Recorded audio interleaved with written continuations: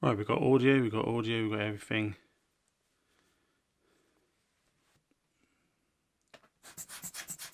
Sourdough starter all over. Right, I just want to do a quicker video than the last one where I'm going to be just talking through the importance of lighting your webcam setups. Not just having light, but actually utilizing light in a clever way to improve your images. In cinematography, when I'm shooting a film, lighting's all about telling a story and bringing the director's vision to life, and it's a key part of the narrative, key part of what people enjoy from watching a film. Not that it has to directly translate into what we're doing here, but having lighting that adds dimension to your image, lifts you away from the background, as well as makes the image interesting for people to look at and watch, is really important and something all of you should be doing. I have a very simple setup. It's 2-light setup. The most common kind of basic setup that people go for is a 3-point lighting, where you have a key light, some form of backlight. Mine's a kicker because a real backlight should be right behind me, but I don't have a rig in the ceiling, so you'd see a light stand pop out the top of my head to have a proper backlight. So I have what's called a kicker, which is just off to the side. And then you have a fill light. Well, right now I'm in a white room during the middle of the day. My fill light is the ambience from the sun, light reflecting, bouncing off everywhere. The fill light is there to lift up the shadows in your image. Right now I don't need one. So I have a 2-point lighting setup in essence, but I also have a couple of extra lights. As I've said before, I've got the practical light in the background, that tungsten one, and just for a bit of fun, but mainly because before I did this, my son came in and pulled this out of some storage, and I thought it was quite a cute thing to have this little nightlight bear thing that my brother got me. Well, he got my son, not just me. My brother just texted me as if he can hear me. Let me just turn my sound off, and let's turn that into shush mode. Right, so I think I'm going to talk about what I do for here in this image, this camera, the A6300, which is my main camera setup, and then I'm also going to talk about my webcam when I work out how I can show you that. We'll do that in a bit. First things first, let's switch everything off.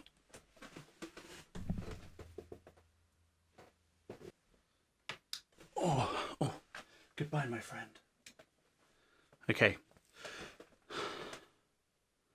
It's not as bad as I was hoping it would be. Well, it's not. It's actually quite nice.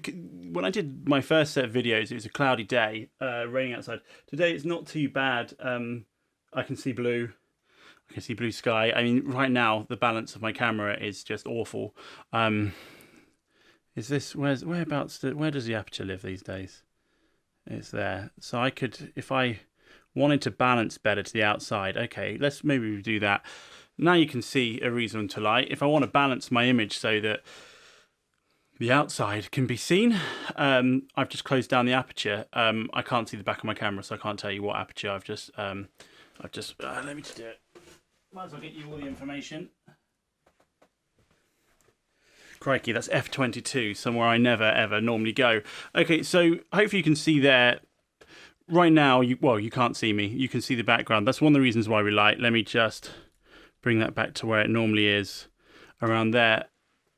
This isn't too bad an image. I've got a wide aperture now. The widest this camera will go to, which is about 3.5, f3.5. So not brilliant, but fine for what I'm doing here.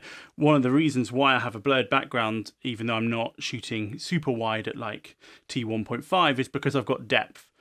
Depth is often the forgotten factor in having a nice cinematic image. It's not a great idea to shoot everything at T1.5, f1.5 or whatever, super wide open, because you're just going to have a massive mush of blur, especially if you see your films actually or work actually projected onto a large screen, or just a massive 50-inch, 60-inch TV, you will notice how out of focus everything is. Those little monitors on the back of cameras are the worst things for tricking you to think you've got everything in focus.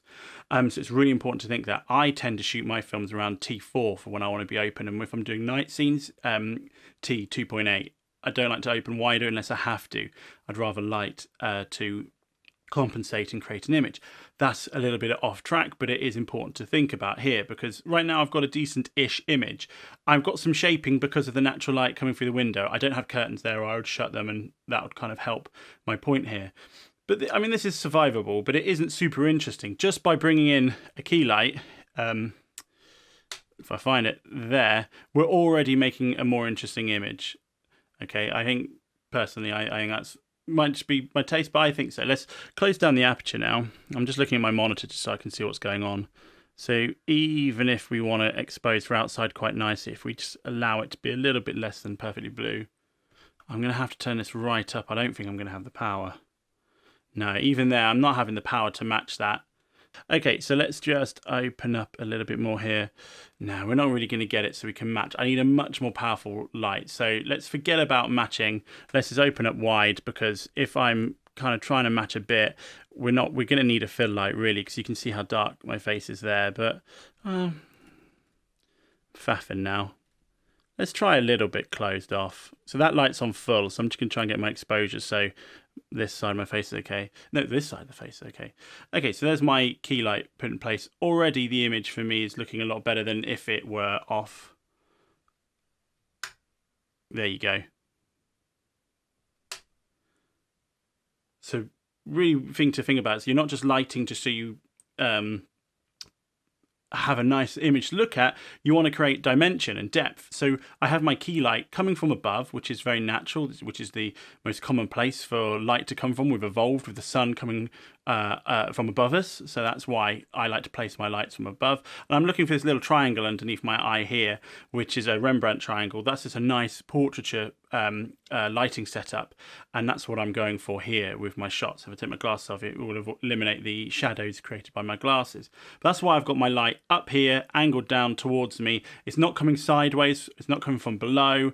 If I take this off, you can start to see why, because if we're coming from below, you start to create something quite freaky. From the side, you kind of create a real harsh shadow, and it's, well, actually, that's not too bad, but it's not ideal. And from the front, right, oh, come on, from the front, right above me, or right above the camera, although I'm getting shadow from my microphone, so quite across here, it's a flatter image. It's not as interesting. I mean, my arm looks a bit naff like that, but it's not as interesting. If I'm over here, where I like it, on my huge magic arm, clamping up my light, that's for me an interesting image. You've got some depth and dimension, some shaping on the face. Now we don't have a fill light, but what I'm going to do is I'm going to switch on my kicker, and the purpose of this, as I said before, is shaping this side of my face. Now this side of my face is darker because we've stopped down, closed the aperture of the lens. You get a little bit more lift and interest. It's a little bit more moody. This is what I kind of prefer. If I race up all the way, 1, 2, 3, 4, 5, max power. For me, this is fine, but it just kind of yells lit. And so when I'm shooting interviews, I don't like the audience to instantly think, oh, it's lit. That's destroying the purpose of lighting. We need to make sure the audience is just listening to what people are saying. So I want you to be listening to what I'm saying rather than just looking at the lighting. So I could just have this on 1, and that's really subtle, and I quite like that. But for the purposes of most of my shots, I just have it a little bit brighter, just to make sure I am combating and lifting my my head basically away from the background. That's one of the main things that we're doing here.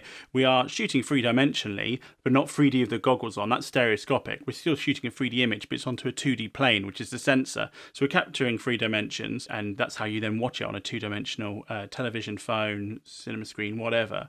So you need a light as well, with things like a backlight to lift you off the background. Let me just open up for all the way wide now to where I normally am. And then let's just bring this down something a bit better, because I quite like having that blurred out background, which is what having the wider aperture is giving me. Now, adding a little bit of interest, I can switch on this little practical there. That's just a little bit fun. All my lights are daylight balanced apart from the background ones. I like to do that because that then adds more dimension. So if I go and shove on that practical at the background, which I've positioned like this rather than like this. That's just too hot. You can see the hot spot, and that looks pretty horrible.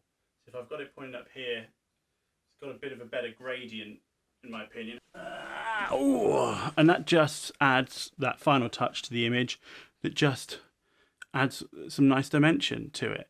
The last thing to say about this before I move on to webcams is a lot of textbooks for cinematography and a lot of tutorials show the key light coming from the same side as the camera, which is over this way, and also the backlight coming from that same side, and the fill light coming from the direction that I have it. Now for me, first of all, you start to get into the territory of boom shadow quite often when you're shooting that way. Come on, wire, be my friend. If I came over from this direction, perfectly viable. Some people prefer that because it's a bit of a more flattering image, and it kind of can hide a lot more of the shadows, but it's not too bad. I think it's kind of looking quite okay because it's opposite that window, so I've still got that kicker kind of effect coming from my window. But for me, coming over from this direction, you wait, I'll completely change it between now and the next video because that looked all right. But still, I like having my key light coming from the opposite direct side of the camera so that the side closest to the camera is in shadow. For me, that adds the most dimension. And therefore, I then, as a rule of thumb, have my kicker directly opposite the key light. And that, for me, is the quickest way to set up a really interesting image that's got a nice depth and dimension to it. It's called a short key when you have the shadow side of the face nearest the camera. I use it all the time in films. You'll start to see it a lot in films. For me, it's just a nicer image.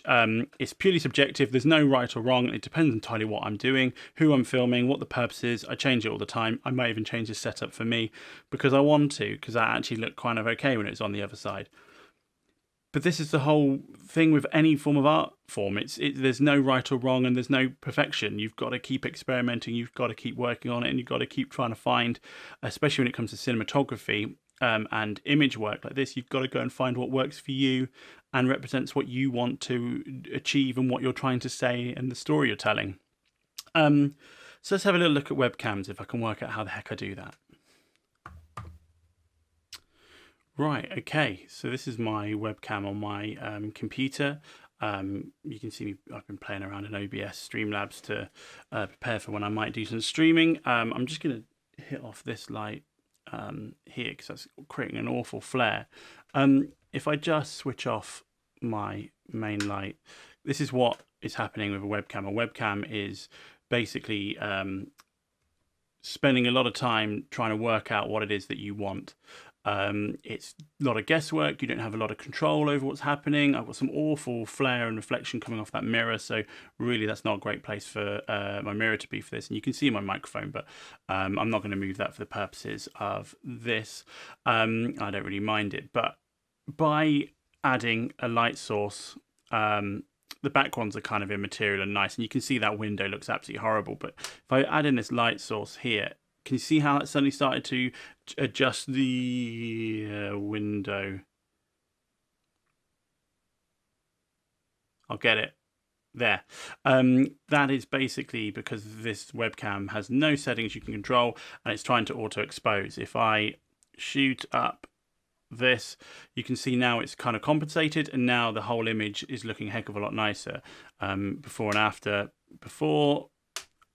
After, that's just giving me control over the lighting, and therefore I know when I'm talking to people on a normal webcam, you're not going to get this dipping in and out as clouds move in front of the windows as you move and everything changes, and it's pretty awful. Oh, look at that, that's quite cool, fancy flare.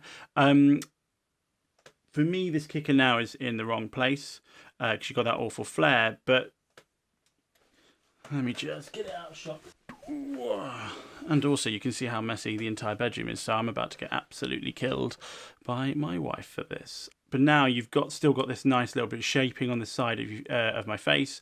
I can up the output now because I'm on the webcam, and that's now just added dimension and interest to this webcam. When you're thinking about streaming, if you remember that you're encoding, when you add light like this, you are making it easy for the encoder to work, because the encoder doesn't have to work out what the heck's going on. We've got all that weird blur happening because your shutter's slowing down on the webcam to try and allow more light in and compensate for the movements, you're going to have a sharper, more interesting image. So even when I'm just on Skype, on Teams, Zoom, whatever, I will still have this light on. Maybe not the rest of it, but I'll still have this light on, at least my key light, just to give me a chance of having a nicer image to match a little bit more to my main image that I've got here. This whole setup now really sucks. I'm just going to switch off picture in picture and dim myself a bit and get rid of me on screen here, so I'm not looking at myself constantly. I think that's it for here on this.